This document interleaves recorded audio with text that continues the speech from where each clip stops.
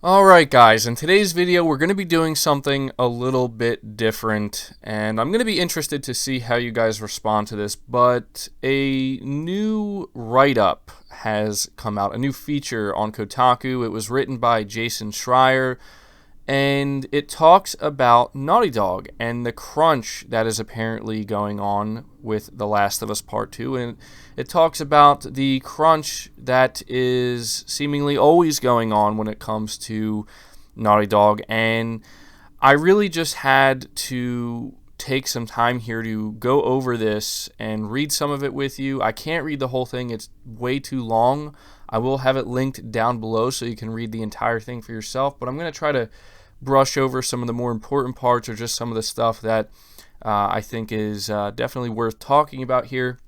And I'm sure, as most of you know, I am really looking forward to The Last of Us Part 2, and one of the biggest reasons I'm so excited for The Last of Us Part 2 is because of how good I'm expecting the game to be, based off of not only what I've played from Naughty Dog in the past, but also based off of what I've seen of this game so far, and the attention to detail, and obviously we expect some really great narrative story beats, but we're expecting some just next level stuff from this game.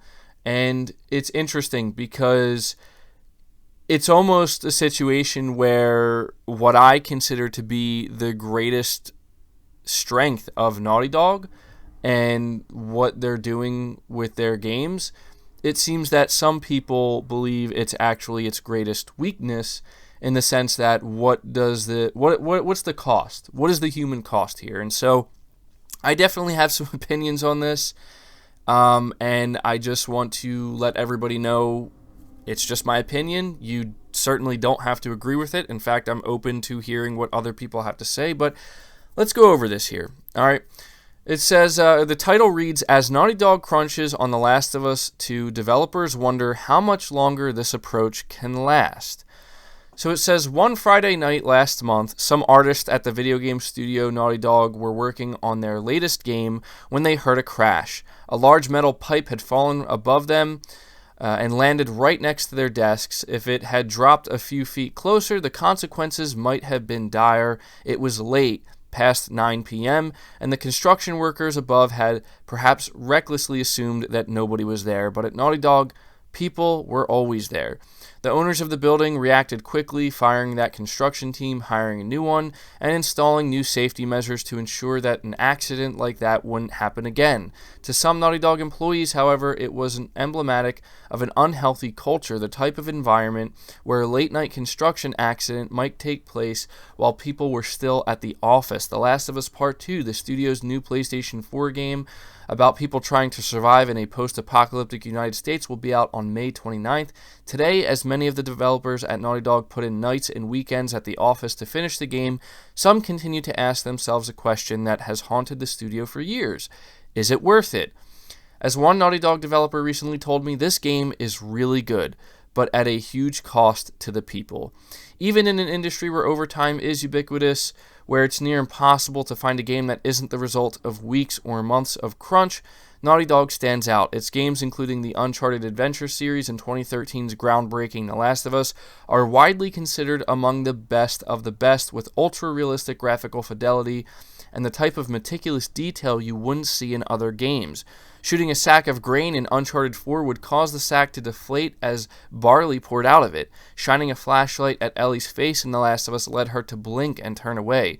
Those details exist because Naughty Dog has built a culture of perfectionism where games have to be great no matter what the human cost.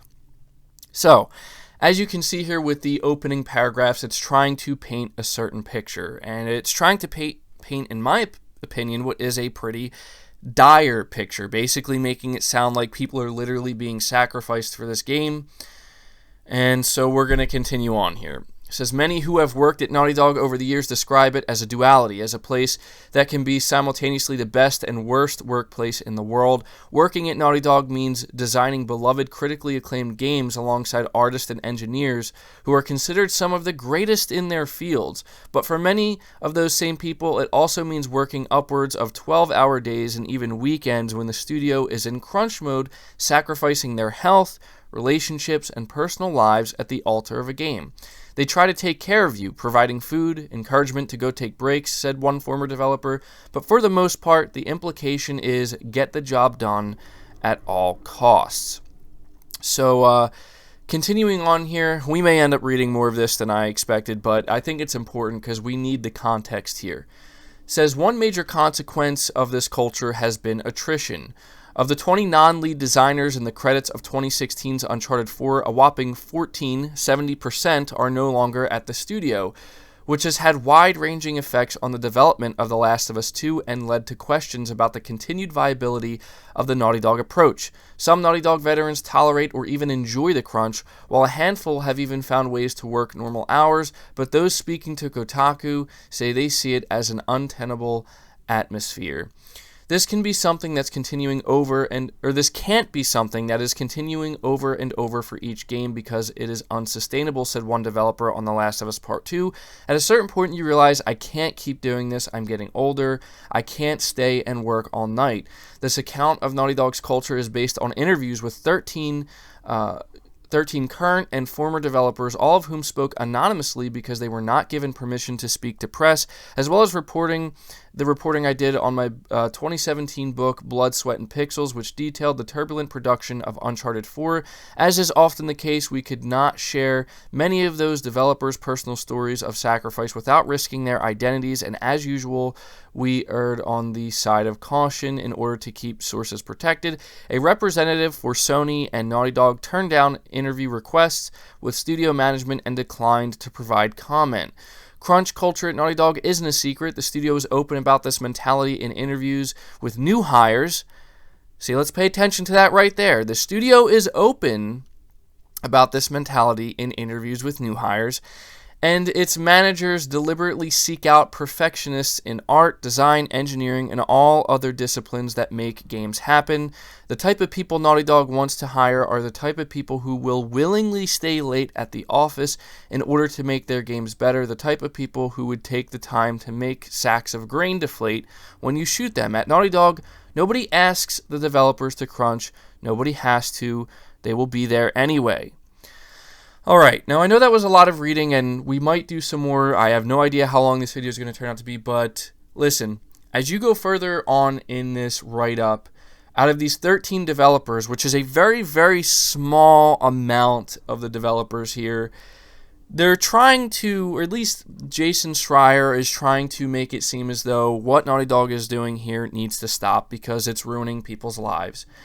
Now listen, I don't want to come off as like cold-hearted or, non-empathetic, because listen, I understand that, life comes first, regardless of anything, okay? I understand that better than anybody. Life comes first, but the most significant thing that I think needs to be said about this, because if you read this entire write-up, just as it said here in the beginning, it reiterates that none of this is forced, okay? Naughty Dog is not forcing anybody to work at their studio. They are not asking anybody to stay late at the studio. And most importantly, all of these people are getting compensated properly. And we're going to talk a little bit more about that once we get towards the end of the article here, where I think that's a big thing that people who get really worked up about this fail to understand, is that these people are making good money doing what they do.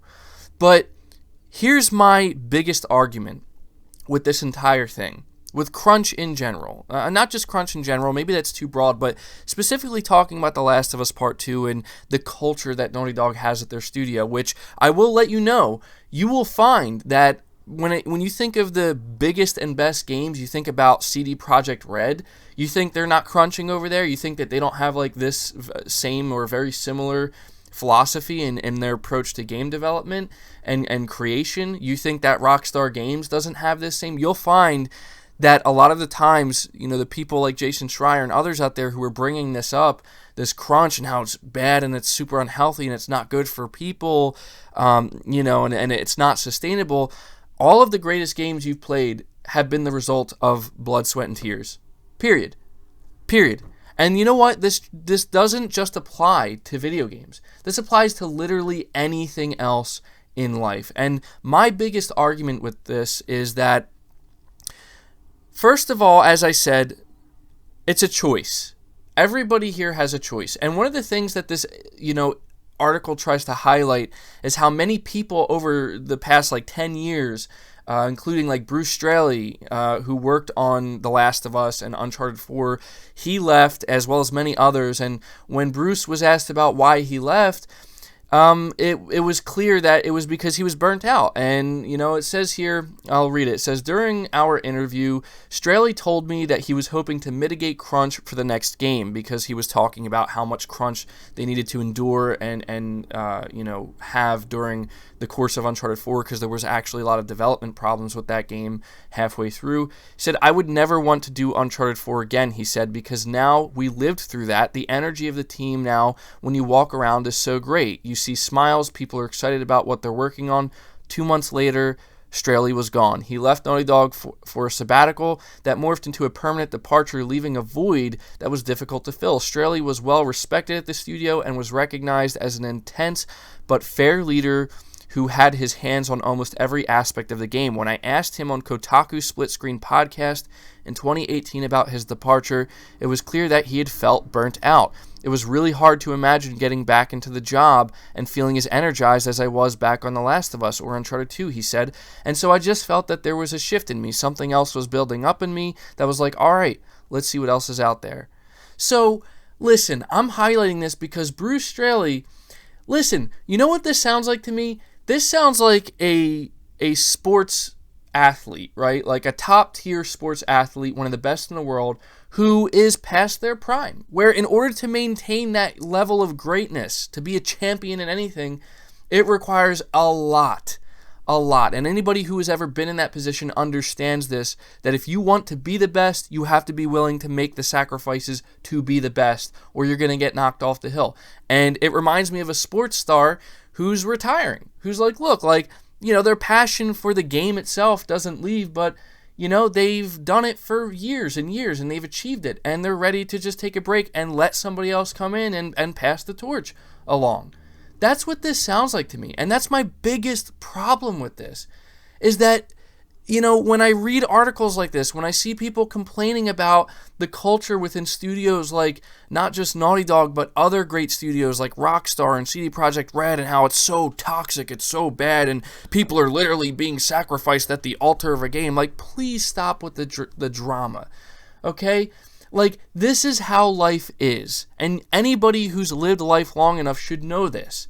If you want to be the best at anything in the world, you better be willing to make the necessary sacrifices, because if you are not, somebody else will, and that's why they're going to be looked at as the greatest. You want to know why Naughty Dog is looked at as possibly the greatest video game development studio in the world?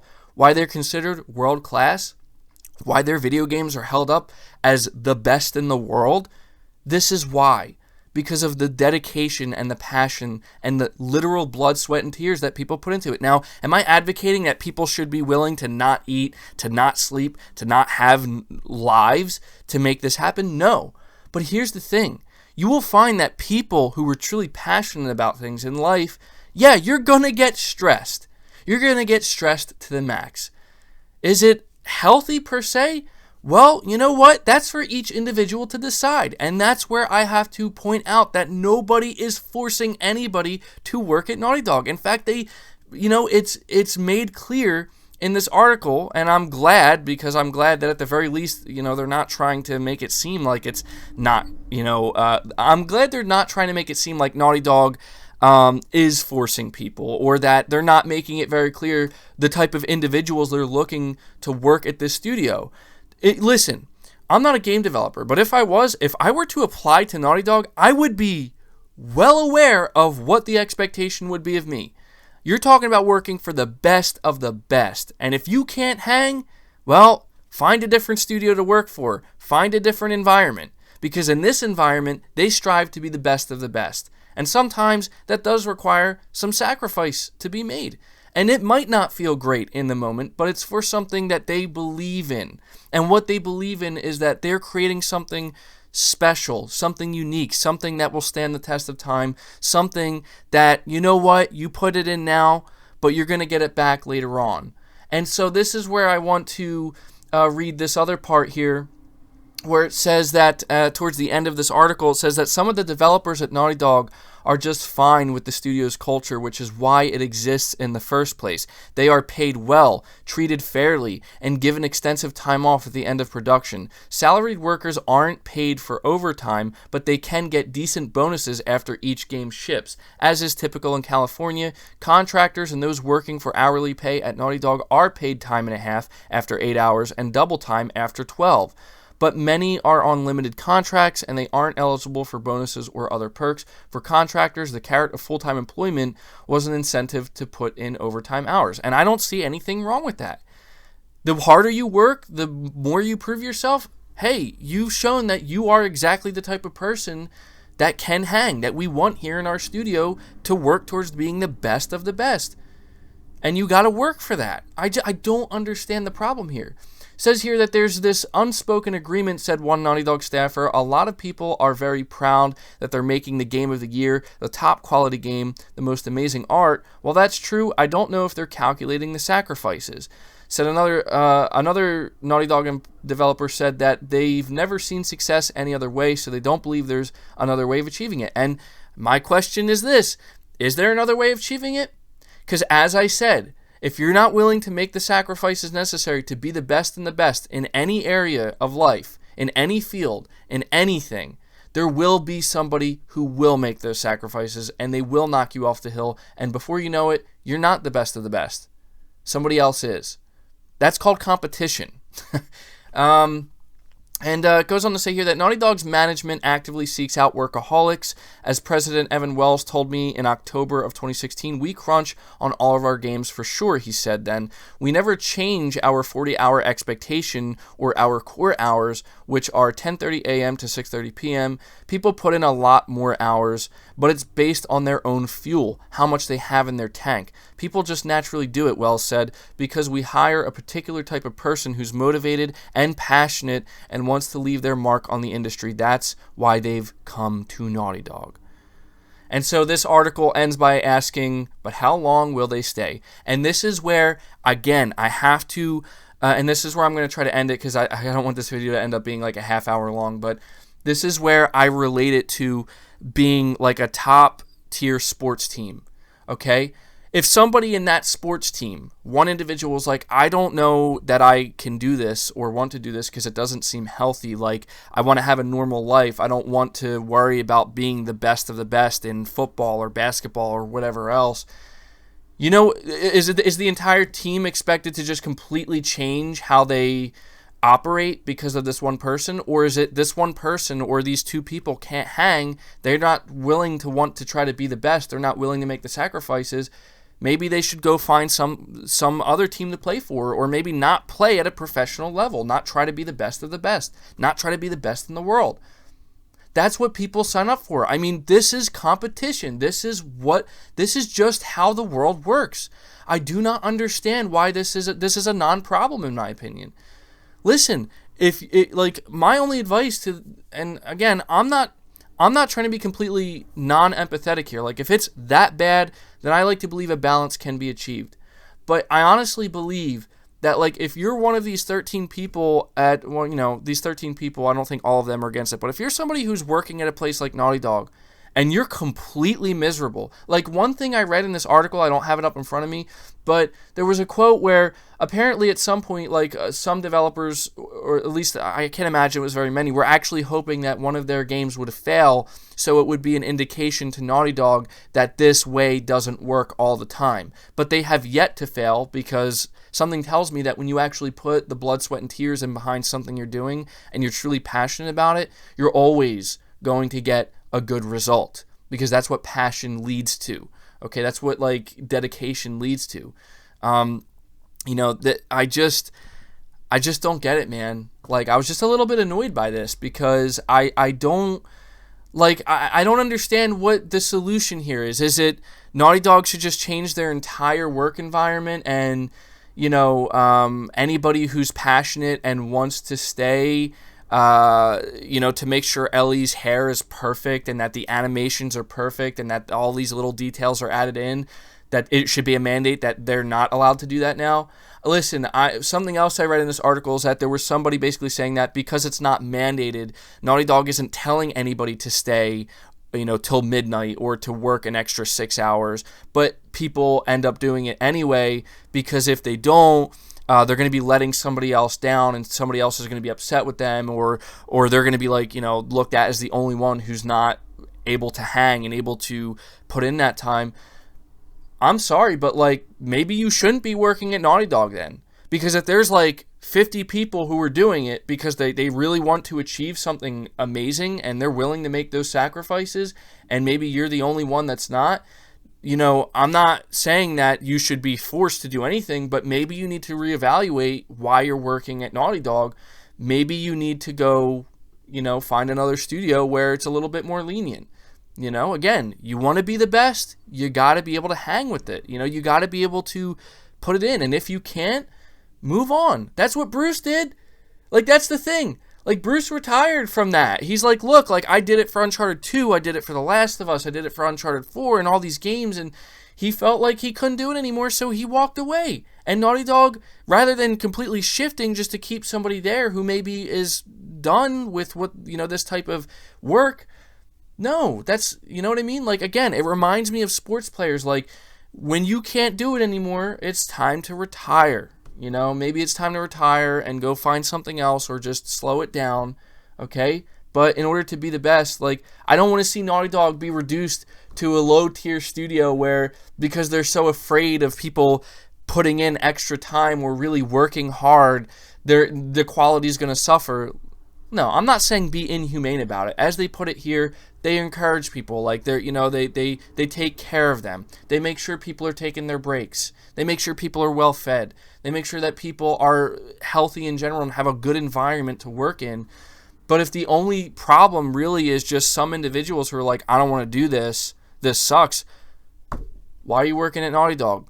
Why are you trying to make the game of the year? Why are you trying to be the best of the best if you can't hang with the best of the best? I'm sorry, but you're the outlier. Now, the last thing I want to say here is that if this really was a real issue, if Naughty Dog's, and just playing devil's advocate here, if Naughty Dog's environment was really that bad, right? Don't you think they would have failed by now? Don't you think that studio would have collapsed internally by now? It would have collapsed under its own weight? Don't you think that they would have put out a bad product by now? The proof is in the pudding, people. Again, it's just like anything else in life. You'll find that people who strive to be the best are willing to make the sacrifices to be the best. And more importantly, they do it willingly because they have the passion driving them. Those who are not the best, I'm not saying that that's a problem. You don't need to be the best. But that's a decision that you need to make for yourself. And Naughty Dog, as a collective, as a studio, they decided a while ago, we're going to be the best. And you have studios like CD Projekt Red, Rockstar, and I'm sure others I'm failing to mention right now, they want to be the best as well. That's just the way life is. And I don't know how to put it any other way. So that's going to do it for the video, guys. I know it was longer than normal. I know it was not the normal content, but I'm going to be interested to see what you guys have to say about this. I don't expect everybody to agree with me. And I guess at this point, I just encourage you, if you are really against everything I've said here, there's no need to fight about it. I'm not trying to fight with anybody. I just want to have some open conversation. And if, I encourage you to give me some real valid points why you maybe disagree with me. And I'm certainly willing and open to hear them out, because I'm just one person with one opinion. So that does it for the video. Let me know your thoughts about this down in the comments below. Leave the video a like if you did enjoy it, and if you would like to see more content like this, maybe subscribe to the channel if you're new and haven't already. Hit the bell notification icon so you never miss an upload, and feel free to share this video out on top of all that. But until next time, guys, take care.